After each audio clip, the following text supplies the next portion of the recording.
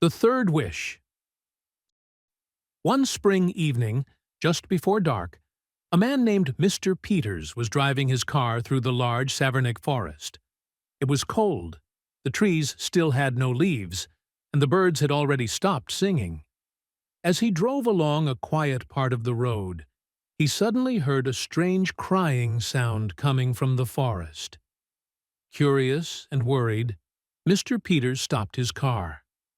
He climbed up a small bank and looked down the hill toward a canal. The sound came again. It was almost like a human voice, but sometimes too rough and sometimes too clear.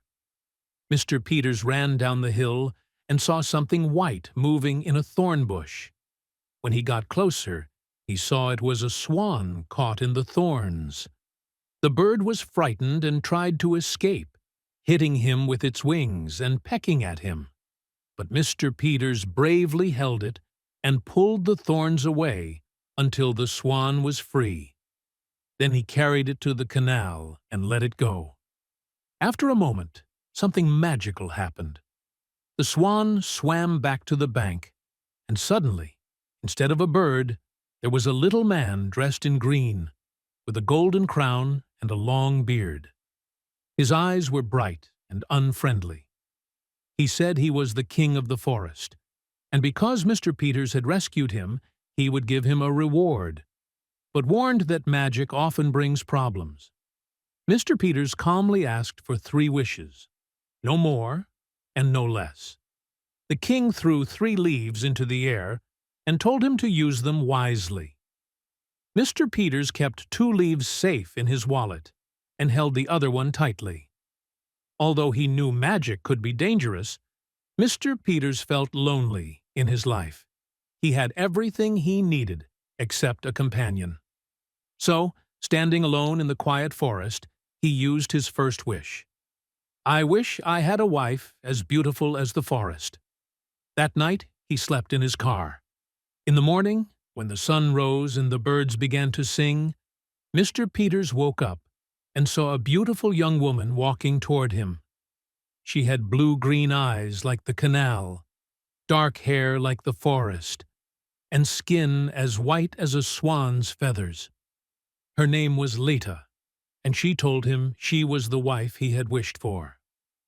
Mr. Peters and Leta married that same morning, and he took her to his lovely house in a peaceful valley. Leta was gentle and kind. She kept the house clean, cooked delicious food, and helped with the animals. She especially loved the river at the bottom of the garden. But after some time, Mr. Peters noticed that Leta seemed sad. She often walked alone by the river, and sometimes she left the house without explaining where she had been. She always returned and tried to be loving, but something inside her was missing. One evening, Mr. Peters followed her to the river. He saw her crying while she held a swan in her arms. The swan also seemed to cry. Leta explained that the swan was her sister, and at that moment, Mr. Peters understood the truth. Leta had once been a swan, and his wish had changed her into a human. Leta said she missed her sister and her old life in the forest, the cool grass, the morning mist, and the feeling of water on her feathers. Mr. Peters felt deeply sad for her. He offered to use his second wish to turn her sister into a human so they could stay together. But Leta said no. She didn't want her sister to suffer the difficulties of being human. Mr. Peters then asked quietly, "Would you be happier as a swan again?" Leta cried. She loved him, but she could not be happy as a human forever. That night, Mr. Peters went to bed late. When he entered the room, he found Leta crying in her sleep, calling for her sister to wait for her. He realized that Leta could never be truly happy with him, even though she cared for him very much. With a heavy heart, he took the second leaf, opened the window, and used his second wish. Instantly, Leta disappeared, and in her place was a sleeping swan. Mr. Peters carried her gently to the riverbank and placed her in the water. For a moment she looked confused. Then she swam to him and touched his hand with her head. Then she flew away into the forest. Behind him, Mr. Peters heard a sharp, unfriendly laugh. It was the king of the forest, asking what he would do with his last wish: change himself into a swan, or change Leda back into a woman. But Mr. Peters answered calmly, neither.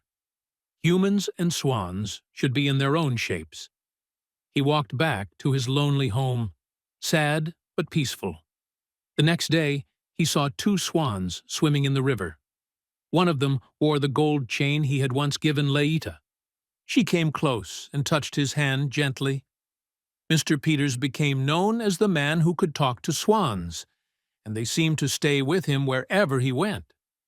As he grew old, he lived a quiet and content life, still faithful to Leda. People sometimes asked him why he didn't use his last wish to get himself another wife.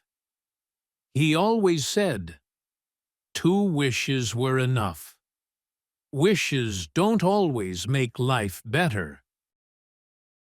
One autumn night, people walking near his house heard swans singing a long, sad, beautiful song. In the morning, Mr. Peters was found peacefully dead in his bed, smiling. In his hands were a dry leaf and a white feather. One autumn night, people